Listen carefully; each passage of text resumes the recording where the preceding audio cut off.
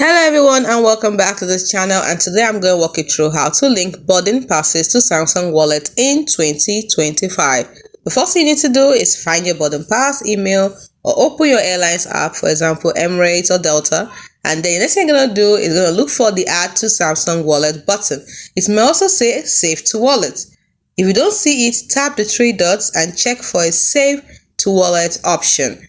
Then Samsung Wallet will open automatically. You tap add to save your boarding pass. Access to your boarding pass. Now, how do you have access to your boarding pass? You simply open Samsung Wallet and swipe to passes or tickets tab. Your boarding pass will appear ready for scanning at the airport. Now, here are some troubleshooting tips. If the option isn't available, just simply download the boarding pass as a PDF and try importing it via Samsung Wallet's Scan a Pass feature.